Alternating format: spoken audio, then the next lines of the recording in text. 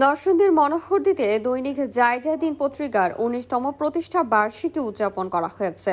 মঙ্গলবার সকালে জায়জায় দিন ফ্রেন্ডস ফোরাম মনোহরদীর আয়োজনে উপজেলার সাগরদী বাইপাস রোডে একটি রেস্টুরেন্টে পত্রিকাটির ১৯তম প্রতিষ্ঠা বার্ষিকী উদযাপন ও আলোচনা সভা অনুষ্ঠিত হয়।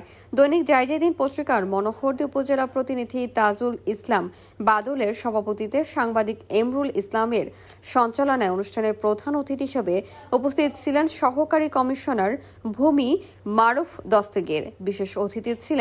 বিশেষ অতিথি হিসেবে উপস্থিত ছিলেন মনোহরদী থানা ভারপ্রাপ্ত কর্মকর্তা ওসি আবুল কাশেম ভূঁইয়া, পিপিএম, নরসিংদী জেলা পরিষদের সংরক্ষিত মহিলা সদস্য ইসরাত জাহান তামান্না, খিদিরপুর ইউনিয়ন আওয়ামী লীগের ভারপ্রাপ্ত সভাপতি বীর মুক্তিযোদ্ধা রমিজউদ্দিন মাস্টার, ভারপ্রাপ্ত সাধারণ সম্পাদক শাহাদাত হোসেন বাবলু, রামপুর পুলিশ তদন্ত কেন্দ্রের ইনচার্জ ইউসুফ আলী, বিশিষ্ট সমাজসেবক মাইন উদ্দিন বাবলু, নরসিংদীর নবকণ্ঠ পত্রিকার প্রধান সম্পাদক বাবু শান্ত বণিক, সাংবাদিক শাহজালাল হীরা, মোহাম্মদ ইসমাইল হোসেন খান, খাদিমুল ইসলাম, ফারুক আহমেদ, তানভীর আহমেদ, হাবিবুল্লাহ বাবলু সহ আরো অনেকে।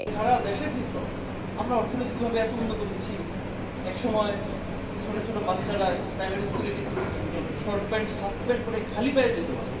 আপনাদের তো মনে আছে, আমি নিজেও স্কুলে প্রাইমারি স্কুলে কিন্তু বাচ্চাদের কাঁধে ব্যাগ ছিল না, বইগুলো একসাথে হাতে নিয়ে একবারে যেত।